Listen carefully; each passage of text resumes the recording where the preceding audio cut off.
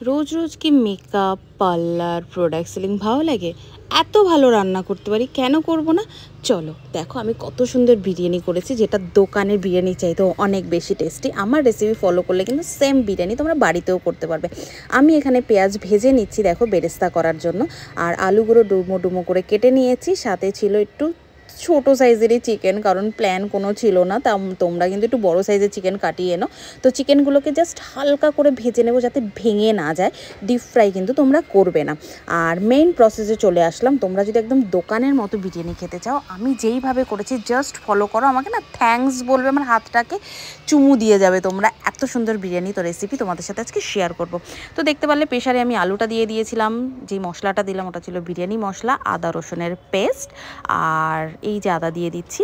সাথে দিয়ে দেবো একটু ফুড কালার। আর যেই পেঁয়াজটা আমি ভেজে নিয়েছিলাম ওটাকে আমি পেঁয়াজ ভাজার এক হাতা তেল দিয়ে, খেয়াল রাখবে যাতে পেঁয়াজের বেরেস্তাটা ঠান্ডা হয়ে যায় তারপরেই করবে। মিক্সিতে একদম পেস্ট করে নিয়েছিলাম, পেঁয়াজটা কিন্তু গোটা রাখবে না। আচ্ছা, এটা ছিল কেওড়া জল, আতর জল অ্যান্ড ছিল হচ্ছে গিয়ে তোমার কি বলে গোলাপ জল। তো সেটা দিয়ে দিলাম। একটু দিয়ে দিলাম লঙ্কার গুঁড়ো, দিয়ে দিলাম হাফ চামচ মতো ঘি। তোমরা এখানে পুরো একটা বড় ভর্তি চামচ দিতে পারো, আমি যেহেতু ঘিটা একটু কম পছন্দ করি তার জন্য একটু কমই দিয়েছি। দিয়ে দেবো পরিমাণ মতো নুন, যতটা নুন মোটামুটি আলুতে আমার প্রয়োজন, ঠিক আছে। আর এই যে মশলাটা দিয়ে রেডি করছি, যেই জলটা বেরোবে সিদ্ধের পর, এটাই কিন্তু বিরিয়ানির মেইন মশলা হবে, সেটা কিন্তু মাথায় রেখো। তো পরিমাণ মতো জল দেবো, জলটা বেশি দেবো না, কারণ বেশি জল দিলে কিন্তু সেটা ওয়েস্টেজ হবে, বিরিয়ানির রাইসটা বেশি ভিজে যাবে। তো খেয়াল রেখে দেখতে পাচ্ছ আমি যেই পরিমাণে জল দিয়েছি, পরিমাণটা এইভাবে মেনটেন করার চেষ্টা করবে। ওইদিকে আরেকটা উনানে আমি বসিয়ে দিয়েছিলাম জল, আর তার মধ্যে আমি তেজপাতা, লবঙ্গ আর দারচিনি দিয়ে দিয়েছিলাম। আচ্ছা, একটুখানি আমার মাটনের চর্বি ছিল, দেখো চর্বিটাও আলুর মধ্যে দিয়ে দিয়েছি। দই ফেটিয়ে নিয়েছি, একটু মশলাও করে নিয়েছিলাম, বিরিয়ানির মশলা আর একটু প্রয়োজন ছিল বলে আমি একটু মশলা করে নিয়েছিলাম। আর এইদিকে জলটা গরম করতে দিয়ে দিয়েছি, জলটা ফুটে উঠলে চালটা দেবো, নুনও দিয়ে দিয়েছিলাম জলের মধ্যে পরিমাণ মতো।